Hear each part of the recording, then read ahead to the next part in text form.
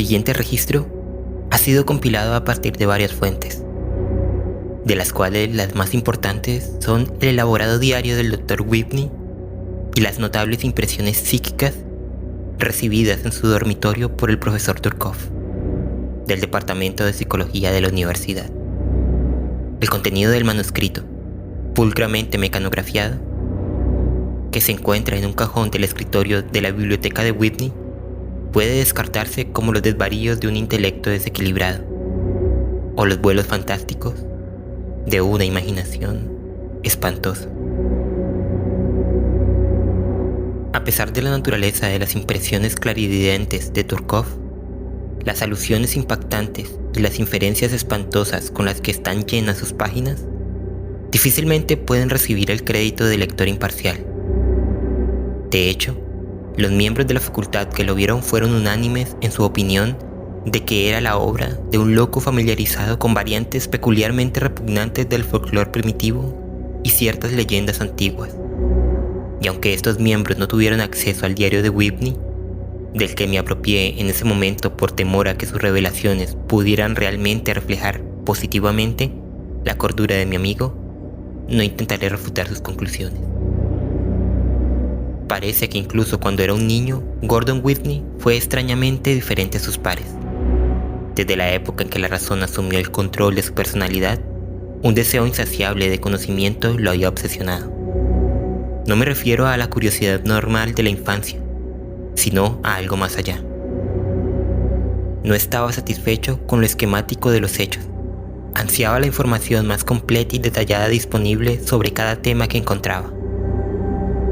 Incluso a esta temprana edad, fue acosado por un impulso incansable, sin motivo ni objetivo práctico. Agrupar en una sola mente todos los hechos científicos descubiertos, así como los secretos ilimitados aún no revelados a la investigación. Y a medida que crecía y absorbía lo que le parecían las enseñanzas superficiales de una educación ortodoxa, el impulso dentro de él clamaba cada vez más fuerte. No había ninguna razón especial detrás de su elección por la química. Podría haber elegido cualquiera de media docena de ciencias, en particular la paleografía, en la que indagó tan profundamente como se lo permitían sus energías difusas. Pero la química orgánica, con su increíble cantidad de hechos probados y la asombrosa variedad de verdades a medio adivinar y totalmente sospechadas, que él sentía que aún no habían sido reveladas, ofrecía una salida inagotable para sus ambiciones. El incansable entusiasmo con el que se dedicó a estos estudios impresionó a sus instructores, y cuando recibió su título de doctor, le ofrecieron un puesto como profesor en la Universidad de Boulogne, la pequeña sede del medio oeste de su educación. Esto lo aceptó con gusto, ya que proporcionaba una atmósfera en armonía con sus anhelos, así como los medios materiales para perseguirlos. Fue durante el periodo inmediatamente siguiente cuando comenzó a ahondar en lo oculto. La extraña peculiaridad de su naturaleza fue también responsable de esta serie de estudios. Así fue como pasó horas temblorosas y aterrorizadas examinando la versión latina del temido Necronomicon del árabe loco Abdul al-Sarred. Más tarde, leyó con repugnante fascinación las equívocas revelaciones y las increíbles inferencias del libro de Yvonne, y finalmente terminó los estudios en una noche de noviembre con los labios blancos y temblorosos ante una versión de los fragmentos crípticos del Dawn. Después de eso, su ocio se dirigió de nuevo hacia canales conservadores, pero las escandalosas sugerencias implantadas en su mente habían dejado una huella imborrable.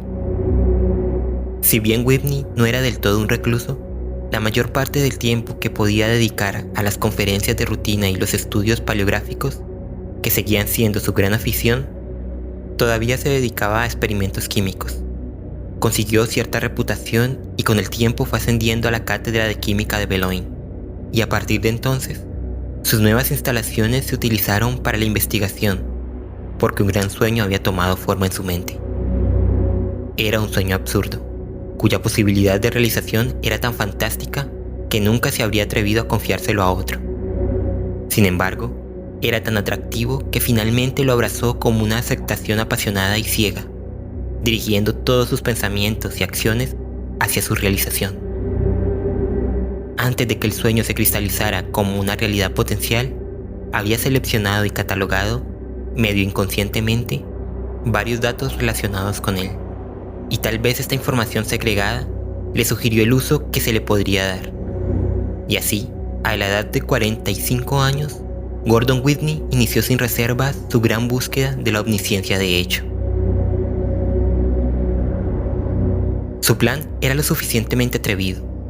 Sin embargo, después de 5 años de intensa investigación, no había logrado su objetivo, aunque sí había conseguido una serie de avances radicales en el campo de los estimulantes mentales.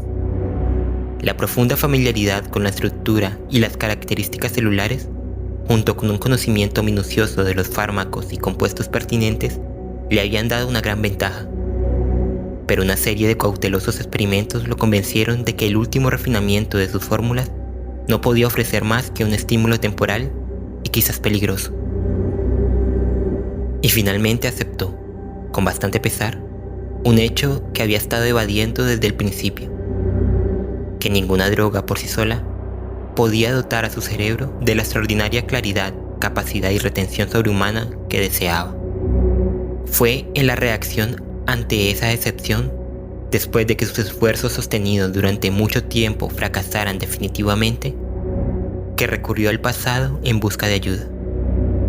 Ciertamente, nunca había dado una creencia calculada e imparcial a las increíbles inferencias que lo habían fascinado durante sus primeros estudios. Pero la amargura de ver el cumplimiento de su querido sueño más allá de su alcance, lo preparó para investigar cualquier cosa que ofreciera, incluso la más remota posibilidad de ayuda, sin importar cuán fantástica o terrible pudiera ser. Fue en este sentido que los fragmentos de El Dawn volvieron insistentemente a su mente. No había realizado una traducción completa durante su estudio de la serie, pero había comenzado uno y nunca había olvidado la casi ininteligible apertura de su ambigua referencia a lo que, traducido libremente, creía que significaba el guardián del conocimiento. Ahora daba la bienvenida a la posibilidad de que algún material olvidado relacionado con su problema estuviese enterrado en este fragmento. Esa noche asignó sus conferencias para los próximos días. Por la mañana se apresuró a atravesar el ondulado campus, monótono y gris y arrastrado por los vientos de finales de otoño, hasta el pequeño museo de ladrillos rojos, cuyas paredes revestidas de hiedra se apoyaban entre antiguos e imponentes robles en un oscuro rincón del terreno.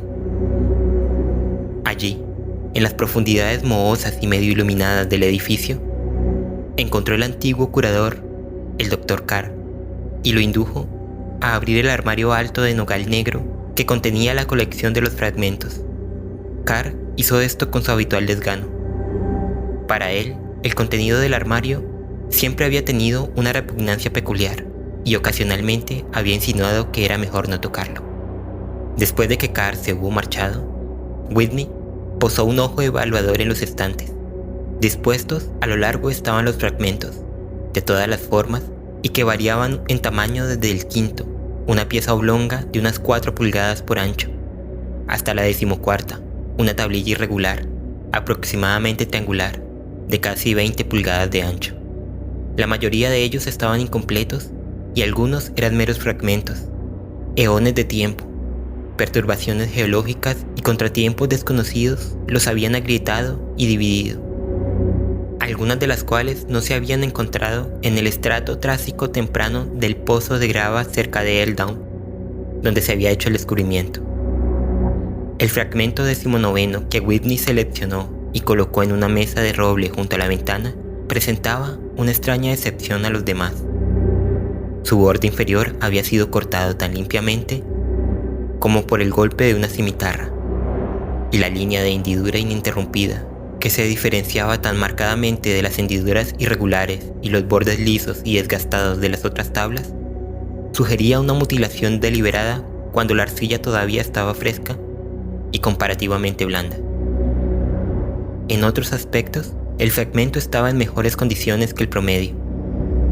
Sus bordes suavemente redondeados se rompían solo ocasionalmente por virutas sin importancia, y nada de la escritura se borró.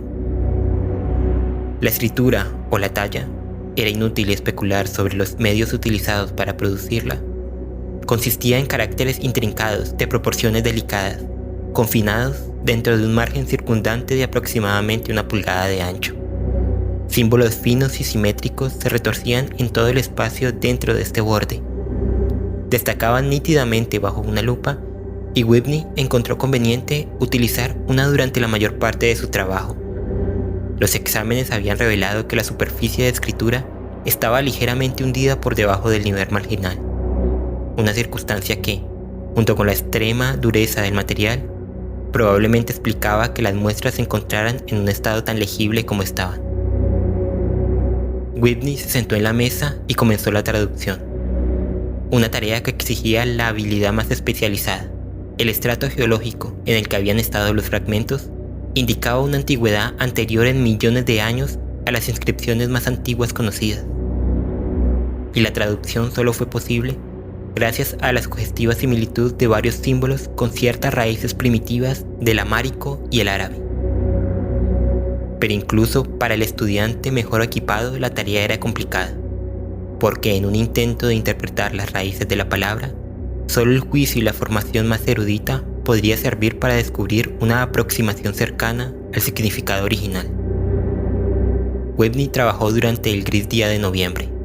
Luego, indujo al conservador reacio a que le prestara la pieza durante unos días, con el pretexto de tener un cómodo acceso a las obras de referencia de su biblioteca.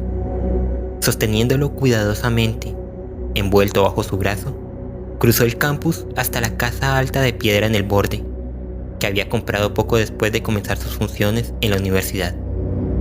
Dejó un fragmento sobre el escritorio de nogal en el espacioso estudio forrado de libros que se abría al modesto salón, y reanudó su trabajo.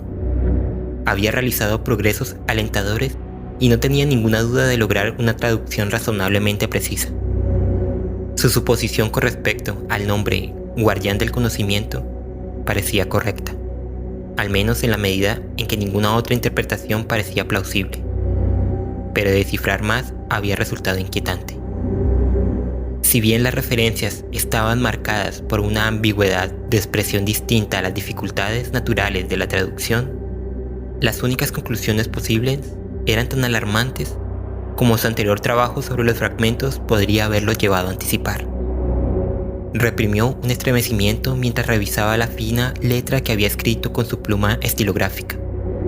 Recordó haber leído cómo, unos 44 años antes, los primeros examinadores de los fragmentos, los doctores Dalton y Woodford, los habían anunciado como intraducibles.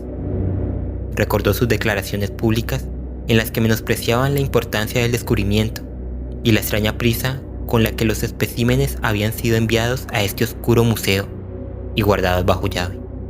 Y, pensando en cuán completamente estos fragmentos habían sido olvidados por los científicos, se preguntó si se podía haber descifrado lo suficiente de los símbolos para proporcionar una pista de la naturaleza espantosa de su significado. Lo suficiente como para que los traductores adivinen la autoría de estas tablillas elaboradamente trabajadas, encontradas en un estrago geológico depositado mucho antes de que los antepasados antropoides del hombre hubieran evolucionado a partir de órdenes inferiores. Nunca había sospechado seriamente que los fragmentos habían sido descartados deliberadamente debido a su contenido, pues atribuía su propio éxito a ciertos documentos recónditos que habían sugerido la clave. Pero ahora se preguntaba: cuando reanudó el trabajo, había descifrado lo suficiente como para saber que la parte de la escritura encerrada en una especie de efecto de cartucho cerca del fondo del fragmento era una fórmula de evocación que, según el texto anterior, se llamaba el guardián. Si bien esta fórmula parecía completa, como lo demuestra el oblongo que lo rodeaba, el borde hendido de la tableta estaba directamente debajo, circunstancia que sugería que la fórmula complementaria de despido, encontrada universalmente en antiguos conjuros, había estado en el fragmento faltante. La evocación resultó muy diferente a su prólogo. Era de naturaleza puramente fonética y no había la menor pista de su significado. Asociado a la inscripción anterior, o de hecho con cualquier material familiar para Whitney, no eran más que caracteres que, cuando se pronunciaban, daban como resultado un revoltijo de sonidos sin sentido. Pero sin duda, la pronunciación correcta de estos sonidos era todo lo que en teoría era necesario para llamar al guardián. Que la persona que la pronunciaba comprendiera o no su significado no tenía nada que ver con su eficacia. Esto dependía, según todo lo que había leído en otras fuentes, de la fidelidad con la que el evocador fuera capaz de reproducir las ondas sonoras previstas con las que la fórmula escrita ocupaba la relación de una partitura cuasi musical. Whitney dedicó el mayor cuidado a esta fonética, comprobando y volviendo a comprobar su trabajo.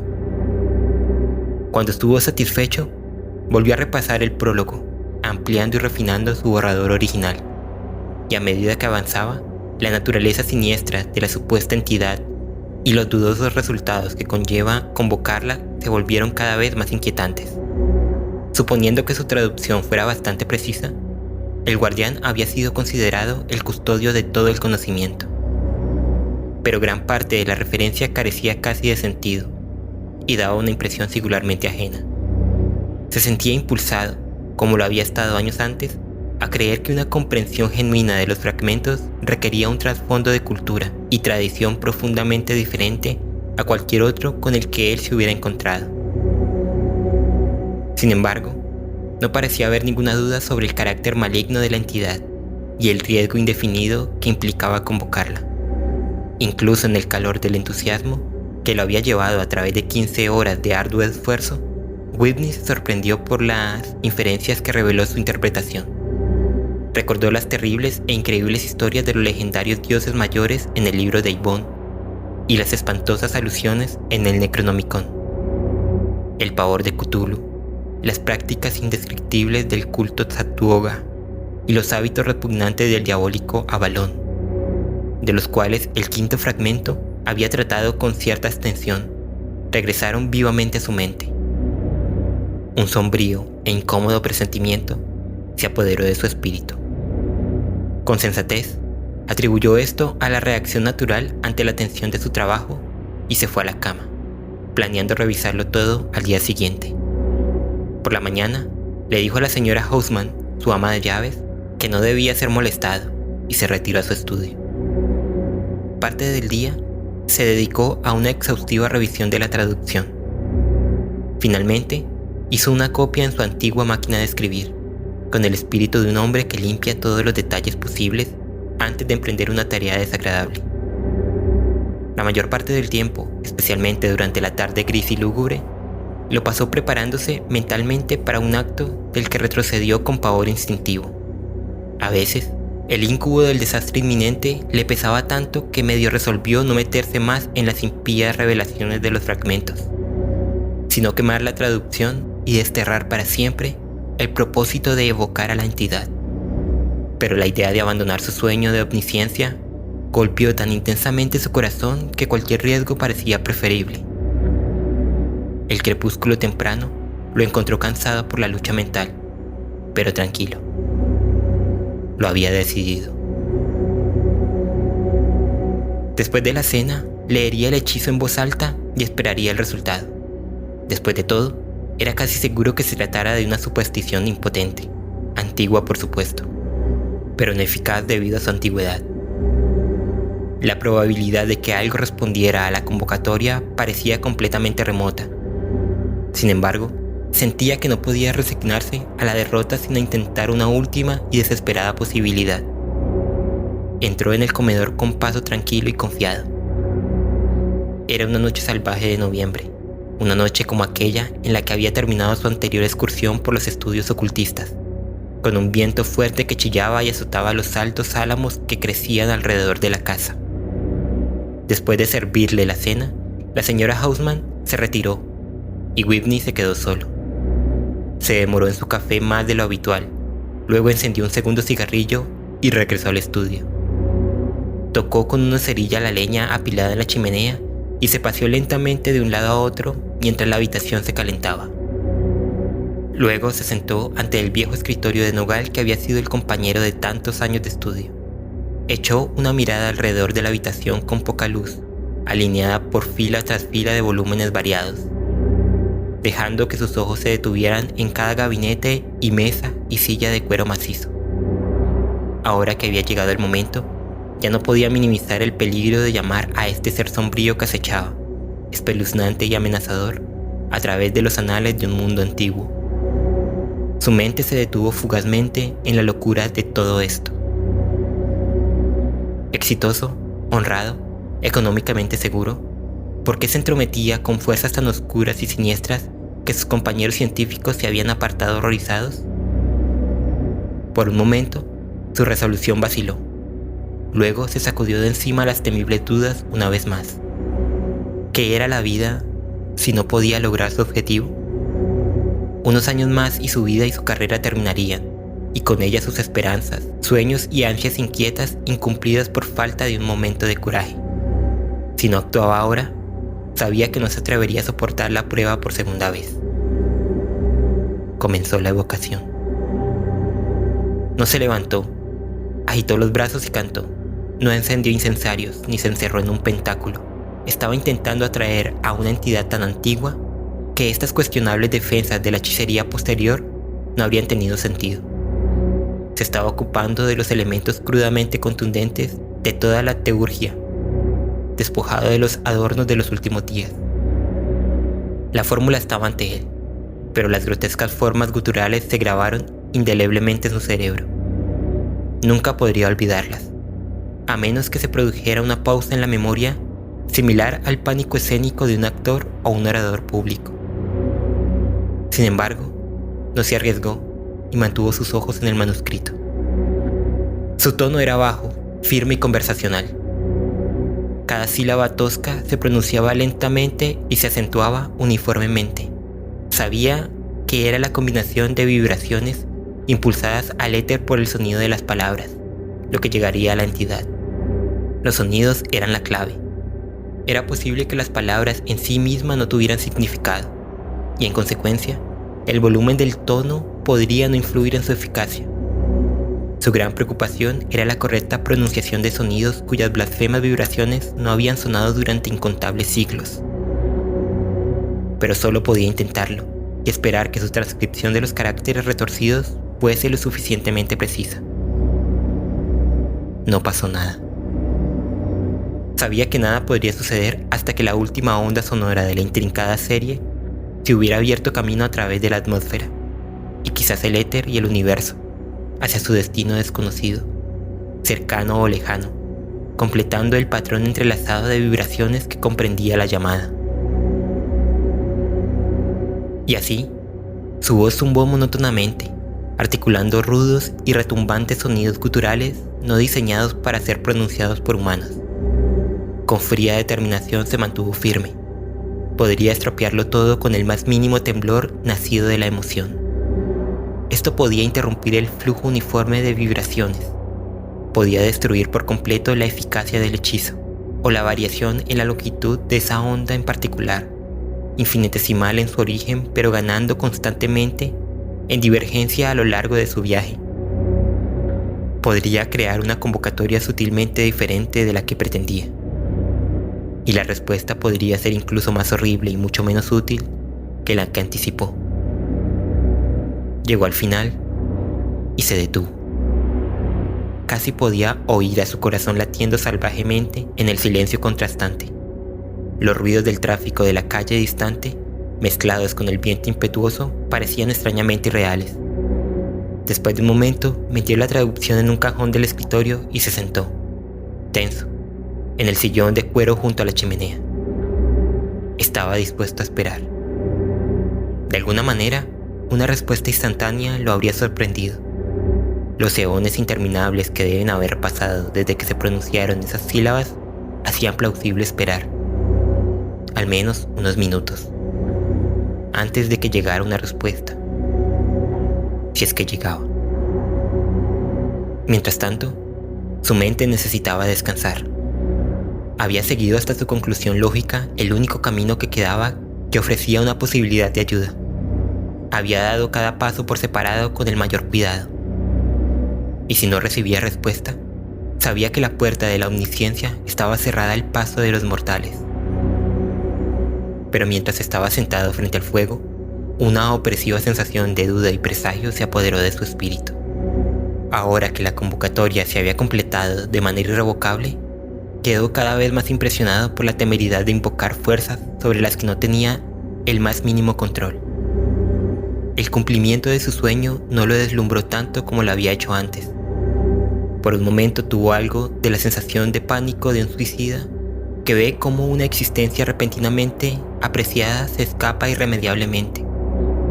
Casi podía aceptar una derrota de sus esperanzas por la realización del sueño.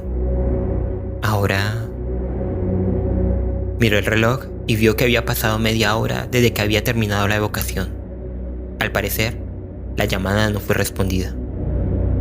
Y tal vez fuera mejor que nada surgiera o pudiera surgir de los gélidos confines del espacio exterior para estar frente a él, a sus órdenes y ayudarlo si pudiera. Pero un vago temor se apoderó de su corazón. Todavía era temprano, y movido por algún impulso perverso, se sentó en la silla de respaldo alto detrás de su escritorio e hizo una larga anotación en su diario, poniéndolo al día. Luego se fue a la cama, cansado e incómodo, con una creciente sensación de amenaza sin nombre sobre su espíritu. Cerró los ojos y el sueño llegó rápidamente, a pesar de sus temores. Un descanso saludable y sin sueños provocado por su agotamiento. Pero finalmente los sueños comenzaron a formarse y el durmiente murmuró y se agitó mientras tropezaba a través de un desierto sombrío de plantas altas, parecidas a helechos, brumoso por las exhalaciones de un mundo nuevo. La vegetación era rancia, alta y completamente extraña, disparándose en una exuberancia que cerraba toda vista y a través de la cual forzó un camino de pigmeo. De todas partes llegaban susurros sibilantes que se alternaban con sonidos guturales, toscos y profundos, y ocasionalmente escuchaba el susurro de cuerpos invisibles a través de los tallos, pero siempre estaban fuera de la vista de la densa profusión de vegetación. Tomó un rumbo tortuoso tratando de evitarlos, pero los sonidos no sugerían ninguna forma de vida que él hubiera conocido. No sabía a dónde iba, pero creció en él una sensación de persecución por parte de algún seguidor desconocido y espantoso. Huía a ciegas a través de los helechos envolventes, con seres alienígenas invisibles a su alrededor, de un destino terrible y sin nombre que se aferraba a su rastro. Corría ahora, con una prisa imprudente y jadeante a través de la densa vegetación, descuidado al descubrimiento de las cosas que susurraban a su alrededor. Corrió con un vigor y una resistencia que no podría haber demostrado en la vigilia, abriéndose camino a través de interminables millas de helechos altos y flexibles. Pero muy atrás sintió una presencia tenaz, colgando sombríamente de su rastro y ganando terreno gradualmente. Se lanzó, jadeando y abriéndose camino a través con esfuerzo. Entonces, de repente, salió abruptamente del bosque primitivo hacia una llanura ancha, desnuda y ondulada que se extendía hasta un horizonte brumoso, sin posibilidad de escondites. Había vuelto hacia la espesura tenebrosa que había detrás, pero el sello mesurado de poderosos pasos ya sacudía la tierra por el camino que acababa de hacer. Por encima de los helechos se alzaba el rostro envuelto de una cosa gigantesca que acechaba, avanzando hacia él a través de sueños con pasos pesados y mesurados. En el sueño, Whitney se dio vuelta para huir a través del espacio abierto, pero un tentáculo largo, parecido a una serpiente, le rodeó la cintura y lo detuvo bruscamente. El tentáculo era gris, rugoso, y su agarre era como un lazo de acero tenso alrededor de su cintura. Whitney se giró en el agarre y miró hacia la figura que se avecinaba, sombría y monstruosa, por encima de su cabeza. Su rostro estaba ahora expuesto. Era grande, amplio, impasible. Sugería vagamente algo humano, pero con diferencias escandalosas y blasfemas. Ojos fríos e impersonales se encontraron con los suyos. Orbes verdes, largos y estrechos, en los que la piedad, el odio o cualquier emoción humana parecían imposibles. De repente, el tentáculo apretó su agarre y él fue lanzado hacia arriba. Cuando sus pies dejaron el suelo esponjoso, sintió una náusea remolinada, un rugido llenó sus oídos y la llanura se volvió negra. Como un sueño dentro de un sueño, Abrió los ojos a un vasto panorama de grandeza cósmica que se desplegaba ante él. Se movía rápidamente a través de extensiones ilimitadas de espacio, pasando grandes estrellas y planetas y a través de constelaciones y universos. Sintió el torbellino y el latido de fuerzas ciegas y titánicas a su alrededor, pero poco podía decir sobre su naturaleza, salvo que eran depósitos sin sentido de tremenda energía, pulsando de acuerdo con leyes insondables. Finalmente, se detuvo y vio un globo gaseoso gigante que ardía sin cesar a través de los infinitos límites del espacio, y después de incontables millones de años, contempló una estupenda explosión que esparció gas ardiente por todo el universo. Como un dios, era consciente del paso de millones de años mientras los planetas enfriados y fundidos giraban a través de sus órbitas elípticas alrededor de la estrella madre. Los vio enfriarse y vio por fin la génesis de la vida en el tercer mundo desde el Sol. Parecía más cercano a él ahora, y miró hacia abajo, hacia la húmeda y exuberante vegetación que crecía en un orbe acuático en el que enormes formas, ni reptiles ni mamíferas, bramaban y luchaban durante largas edades.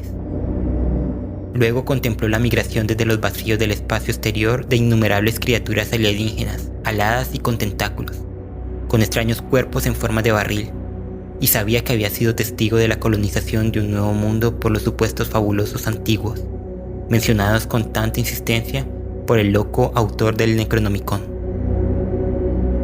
Y también comprendió que su visión estaba limitada por las restricciones de su propia experiencia y conocimiento finitos. Solo estaba viendo el desarrollo de su propio planeta. Pero apenas pensó en esto, y continuó observando a los millones de antiguos mientras construían sus vastas y ciclópeas ciudades, en parte en tierra, pero sobre todo bajo el agua en los lechos del océano. Vio la huida de otros mundos, de los Migó, u hombres de las nieves abominables, el engendro de Cthulhu y su construcción de la terrible ciudad de piedra de Riley, y la tremenda lucha librada entre ellos y los antiguos por la supremacía. Y vio finalmente el progreso de los antiguos a lo largo de más de millones de años. Se estremeció ante sus indescriptibles esclavos, los Shoggoths, cuya existencia en esta tierra era tan fervientemente negada en el Necronomicon. Estudió su cultura extraña y vagamente, como a través de una bruma, vio su menguante declive y contempló ciertos registros inscritos en tablillas de arcilla cocida de aspecto familiar con un propósito inescrutable. Después de esto, apareció el surgimiento de la vida reptil en el planeta. Eón tras eón pasó tras él. La vida de los mamíferos nació y se desarrolló, pero los terribles dioses mayores, que habían vivido incluso antes de la llegada de los antiguos, continuaron caminando por la tierra ante las criaturas toscas y semiantropoides que habían comenzado a erguirse. Pasó el tiempo y la tierra se llenó de seres bípedos, ahora definitivamente hombres y comenzando a subyugar la naturaleza. Whitney observó su evolución, sus guerras y culturas y el progreso científico. Vio las civilizaciones de Atlántida, Mu y Lemuria y decenas de otras de las que ningún recuerdo ha llegado hasta el mundo moderno. Se emocionó con las hazañas de los héroes griegos de la Edad de Oro y siguió el camino de Eneas hasta la fundición de Roma. Los destinos del poderoso Egipto y las conquistas de las oscuras hordas de Asiria y Babilonia se desarrollaron ante sus ojos, y pasó a lo largo de los años de la historia, conociéndolo todo, viéndolo todo, comprendiendo todos los acontecimientos del mundo en el que vivía, los acontecimientos oscuros e incomprendidos del pasado, y los puntos en disputa de la historia se hicieron claros. Por fin pasó en revista a su propia edad, y sonrió satisfecho mientras su mente absorbía las inmensas minucias del saber mundial. Luego, pausada, inexorablemente, avanzó en el tiempo, emocionado por contemplar uno tras otro la evolución de los grandes problemas hacia los que se había orientado la ciencia.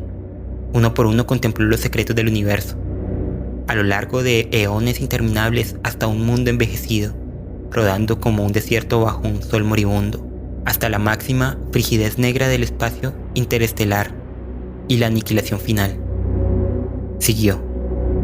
En la última oscuridad, envuelto en el frío cósmico, sus sentidos se tambalearon y las náuseas lo envolvieron nuevamente. Abrió los ojos y se encontró suspendido en el aire por el gran tentáculo todavía envuelto alrededor de su cintura. y sus ojos se abrieron a la mirada fría e inhumana de los ojos verdes. Había algo magnético pero repugnante, algo completamente extraño pero sumamente fascinante en esos largos ojos verdes. No podía desviar la cabeza ni apartarse de esa mirada hipnótica. Mientras luchaba en pánico impotente, el pensamiento de la mutilación extrañamente simétrica del fragmento 19 y el hechizo de exorcismo que nunca había tenido la oportunidad de memorar pasó por su mente. Sintió el tentáculo que gradualmente e inexorablemente lo acercaba más y más. El rostro extraño e inconfundiblemente deformado se acercó cada vez más. Los ojos parecían crecer, grandes lagos de un verde místico, llenos de diminutas chispas danzantes. Whitney sintió la sensación de desmayo de alguien que se balancea en un precipicio. Luego se precipitó hacia un vasto mar hirviente de frío fuego verde, donde su intelecto y su ego serían absorbidos y se volvería uno con su anfitrión. El sol brillaba y un viento fresco soplaba a la mañana siguiente cuando el ama de llaves de Gordon Whitney encontró la puerta del dormitorio cerrada. Nadie respondió a sus golpes. En su creciente preocupación, llamó a ciertos miembros de la facultad que estaban cruzando el campus y juntos finalmente derribaron la puerta del dormitorio. Whitney estaba muerto, aunque la autopsia no pudo establecer ninguna causa. Habría parecido dormido si no hubiera sido por esa espantosa expresión de horrorizada desesperación que, como luego observó en privado el profesor Turkov, armonizaba de manera tan extraña con la realización del sueño de su vida.